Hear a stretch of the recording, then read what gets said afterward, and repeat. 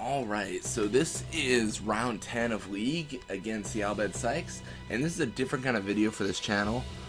Before I had a channel where it's the journey to the Perfect Blitzball Team. This is the Perfect Blitzball Team.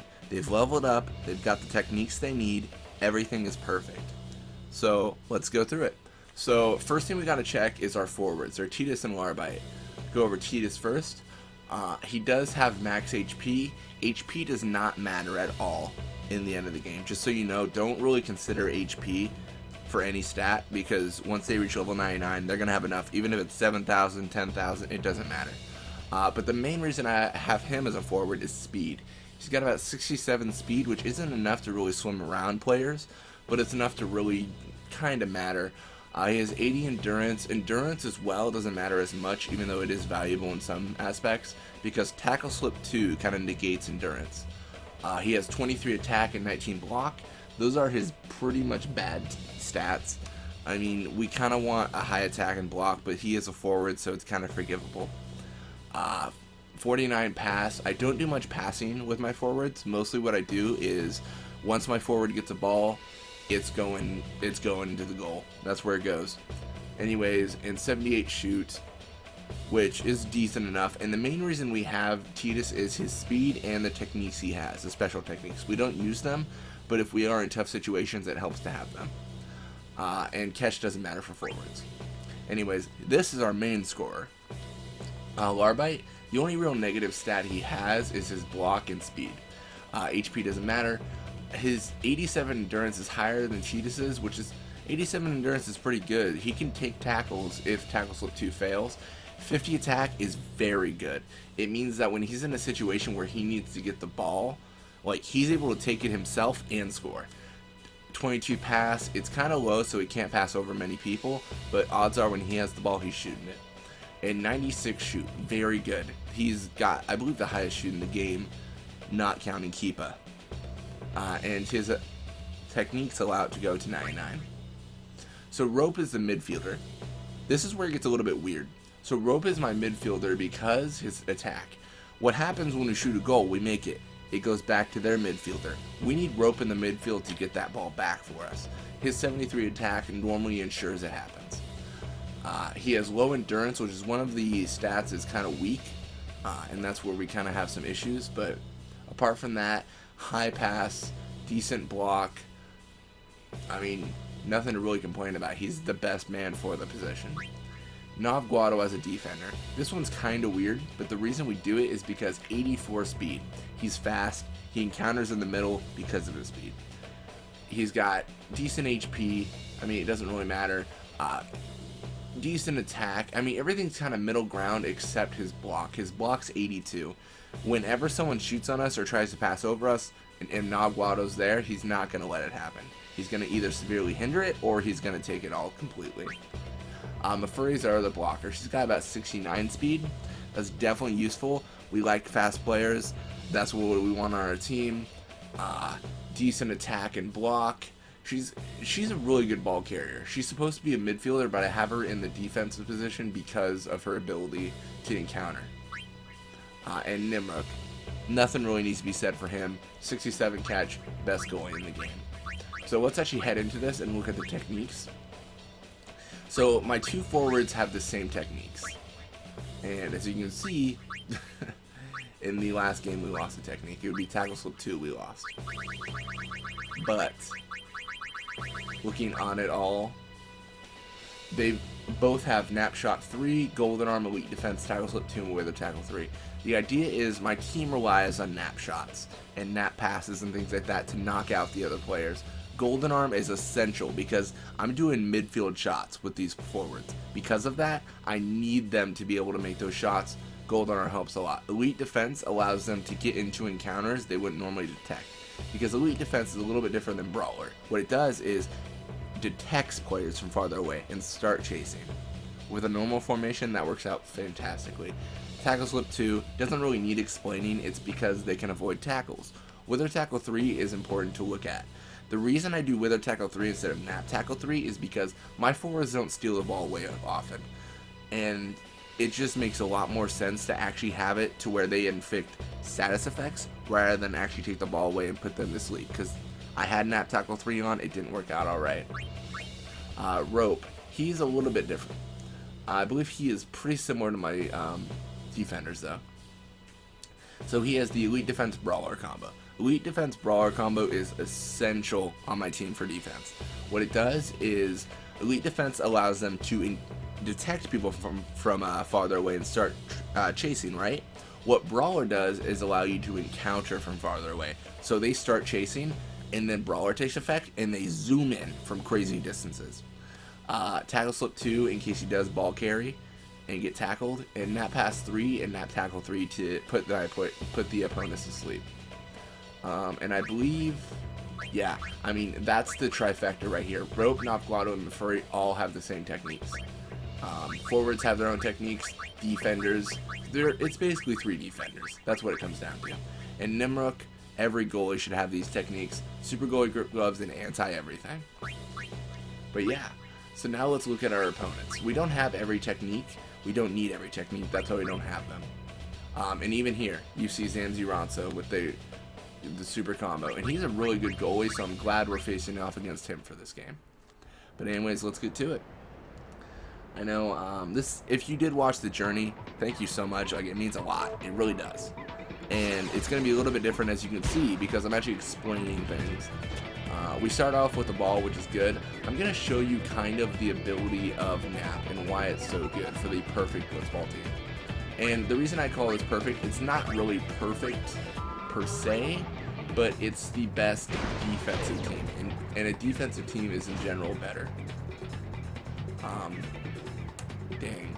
So unfortunately, it looks like his block was able to kind of over counter us. But here we see why Nop Glotto's so good, because he's not going to allow that to get past him. So even when they block me, I'm able to counter attack and kind of get the ball back to us.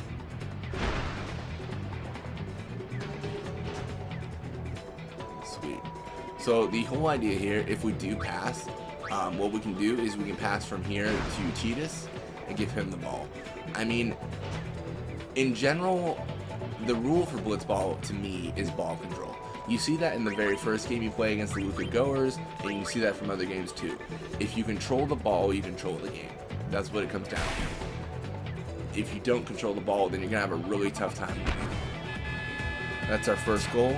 And right now, we're not trying to score as many goals as possible. If you want to see those, watch the last 3 videos. Because it's just score, score, score, score, score. Half-court shots. But here, we're stressing ball control. That's what it comes down to. Yeah. And I do keep my players in the normal formation. You can adjust formation to make it a little bit better. I didn't do that often because I wanted to make this kind of as simple as possible, but adjusting formation is really useful in a lot of cases. We're going to pass to Titus, and this is a different strategy I didn't really show in the whole journey, but something I do want to touch on here is this. Pass to your forward, right? Have him take the tackle, and then pass to your opposite forward. Doing that ensures that you have an open goal to shoot at. He might encounter Colican over there, or I guess it's Pogwado for them, but it's not going to be that bad. And I mean, look at that. Open goal with 99 shoot. He's not going to be stopped. This is not possible.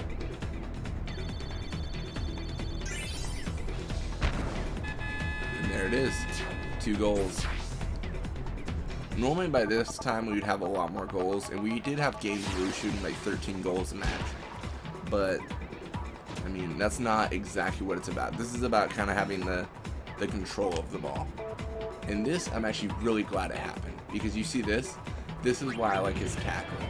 He might not steal the ball away, but when he does, like there, it's gonna really be devastating.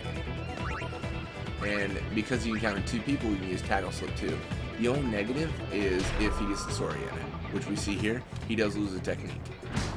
Which is bad because then we got to re-equip it. You saw even in the beginning, I didn't have a technique on Larbite because he had gotten tackled. But regardless, we're still in control of the game, 0-3. They haven't had the ball for much at all. I mean, We've had it for minutes, and they've had it in like under a minute for sure, I feel. And this is the trifecta where you see him encounter, I mean, Rope is just a beast. He's got that high attack. He can't really be stopped. The only situation I can imagine him being stopped in is when it's like someone like Vorija, which did happen a couple of videos ago. Vorija has really high endurance, like 74, so he's able to take the tackle and then kind of force the ball to his forwards. And that's the one thing. My team is really defensive, like that's the whole idea. It's supposed to be defensive oriented, but you can see some weaknesses here. I'm actually glad I got put to sleep there because that's one of the weaknesses I wanted to touch on, is a lack of anti-nap. If my forwards get knocked out, I still win. Like I don't have a trouble winning the game, but it's just annoying because I gotta pass to them, wake them up.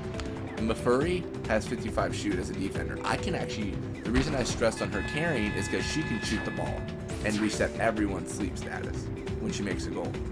But the thing about that is she's got to make the goal. So a lack of anti-nap is a weakness here. Another weakness is my defenders themselves. They don't have the highest tackle.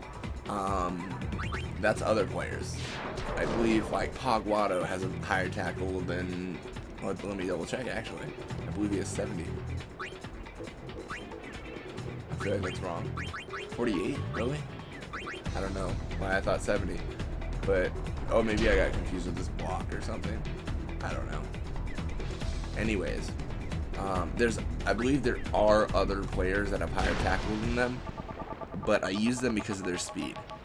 But where that becomes a weakness is when we have a situation where my players are, my midfield, I'll say, gets kind of stopped, and then I have to deal with the whole like, okay, cool, my midfield stopped. That's not good. But now, how is my defense gonna perform? And sometimes my defense gets kind of fooled and I get scored on. But I mean, you can kind of look at how my entire every game went, and you can see the amount of times I'm scored on is maybe like, I don't know, I don't even know because it's so minuscule. See, he's got that combo still. Maybe like once every 10 to 20 videos, and that's not me losing, that's me being scored on. Like apart from that, I just dominate.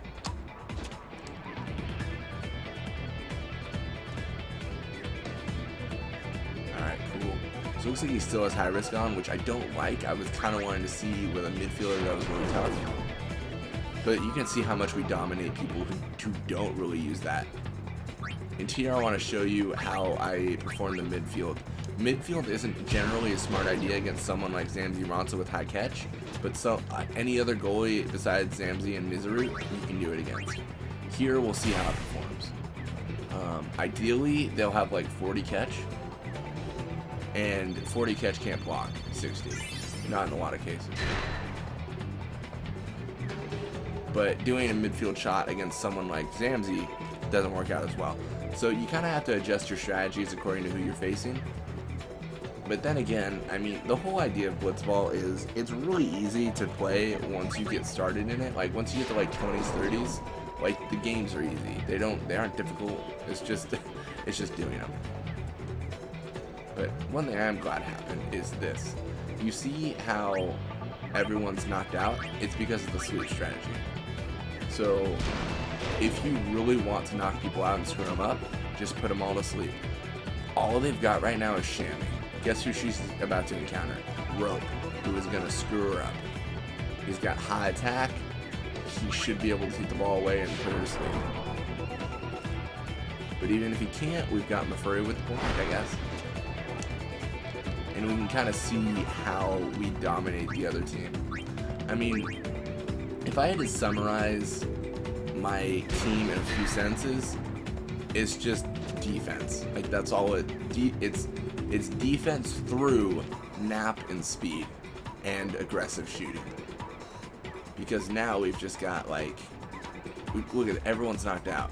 Like they're gonna steadily start waking up, but I mean, if I had actually chosen to do so, I could have just scored already. I could have just been like, alright, well now I'm going to score on you guys. Sorry, it sucks for you.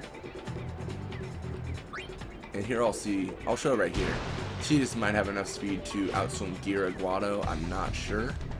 It's going to be a little bit iffy.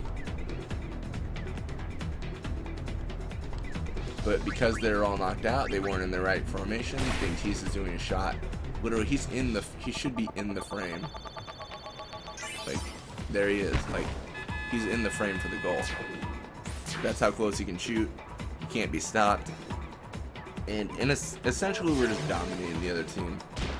And it's just the best offense is a good defense. That's the philosophy behind the team. I thought about a fast team first off, and then I was like, oh. And like, over time, I kind of went to a defensive team. And something you can see there in that last encounter, even if you didn't see it initially, is how Guado intercepted. Guado was fast enough to get in that encounter. He's not always fast enough, but Brawler sometimes allows him to jump in. And when that happens, when Rope's tackles fail, Guado's there to just say, well, you're not going to really score on us, just so you know, because I'm here.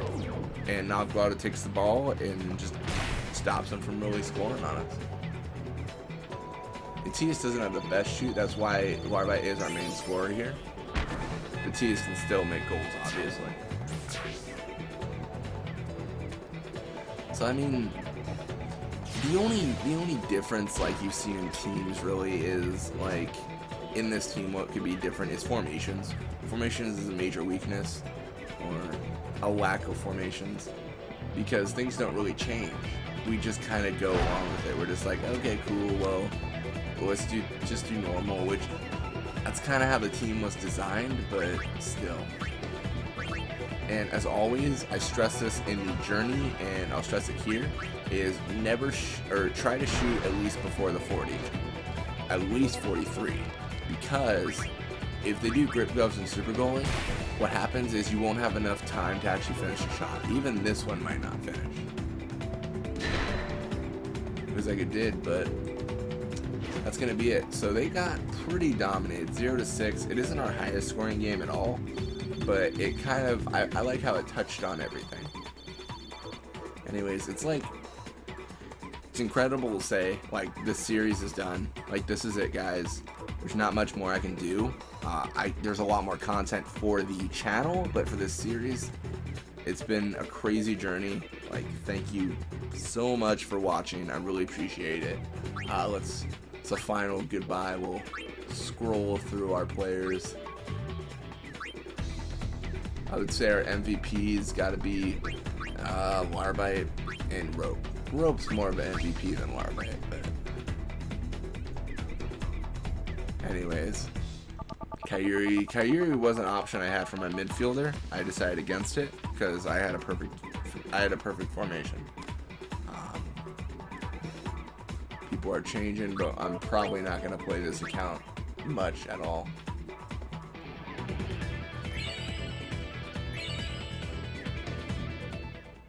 And if you notice there, I scored about like 60 goals with Larvite in that entire league. So it kind of shows you how devastating he can be.